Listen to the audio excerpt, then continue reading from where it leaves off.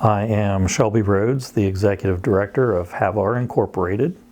Our company serves people with developmental disabilities, and we were incorporated 50 years ago as of today. We are in Athens, Meigs, and Washington counties in Ohio. And how did you come to join the organization? I knew of Havar for several years. I had a professional relationship from when I worked at a county board, which is the side that authorizes the services. And so I decided to make the change because on the provision side, that's where things are really happening, and it's a little bit more of an exciting part of the field.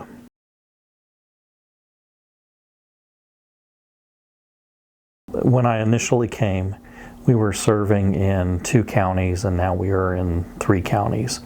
Our revenue has increased over time as we've taken on new additional work, new consumers. Surprisingly though, our mission and our vision remain about the same as it started 50 years ago. Our mission and vision are tied to making connections in the community and making sure people are as independent as possible. So the majority of our services are 24-hour homemaker personal care for the people that we serve. That is a day-to-day service. It might include assistance with hygiene, taking people to and from the grocery store, assisting with doctor's appointments, coordinating social activities, getting people out into the community, things like that. So that takes a lot of people to do that. It takes the people that are the direct care, it takes the people that are doing the service coordination, and it takes the program managers that are scheduling people for different shifts, scheduling the services, all that. So it takes a lot of people to make sure that things get done. And what is kind of the makeup of the organization in terms of, the board, staffing, if there are any different areas or departments, what have you? Okay, so we have a board of directors. I believe there's about 10 people on our board of directors. It is comprised of 4 individuals who receive services from us. We also have a mother of someone who receives services, and several people that have retired from the field and are familiar with our work, and a couple of teachers. One is retired from high school and one is a current college professor. We have about 125 staff currently, and we serve about 75 people, I'd say, between 3 counties. We provide primarily homemaker personal care, which is the day-to-day in-home services that people receive. That could be 24-hour service or just drop in if a person is able to function fairly well and independently in the community, and maybe they just need a little bit of assistance.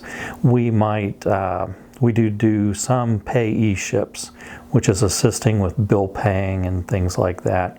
We might also help them coordinate doctor's appointments and help them with the medical aspects that they might need assistance with. We also have a day habilitation program in Athens, and that provides some socialization skills, maybe work on some cooking skills, current events, maybe they do some volunteer work in the community, things of that nature.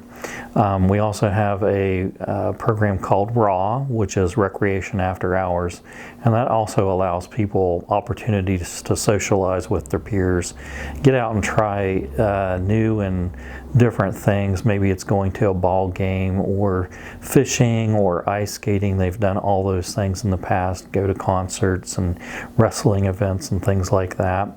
And we also provide job coaching.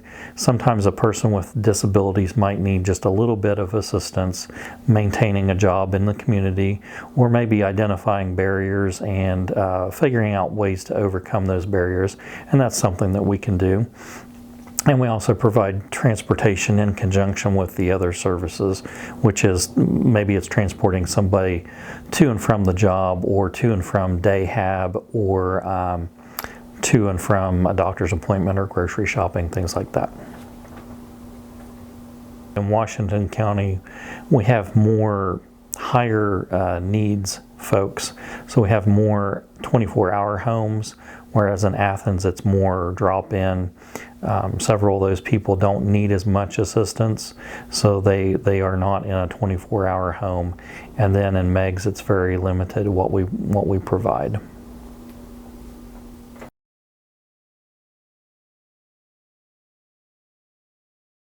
The bulk of our funding comes from Medicaid dollars. It starts at the federal level and comes down to the state, and then the county boards administer that.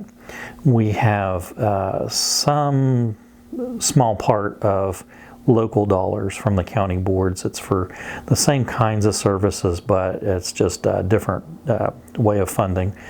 We have a few $1,000s in donations that come in each year, some fundraising, and a very little bit in grants that are usually for one-time only needs. Primarily our biggest association is with the county boards. They are the ones that authorize the services that we provide. But we do work with other agencies like ours. We may share a home and staff that jointly. We have several sponsors on our, we run a miniature golf course, and we have several sponsors in the community in Athens who come out and assist us fixing up the course each season. And they also donate monies or goods towards that goal. We also have a partnership with Athens Mediation in Athens. They rent space from us, and also occasionally they have provided some mediation services to us as well.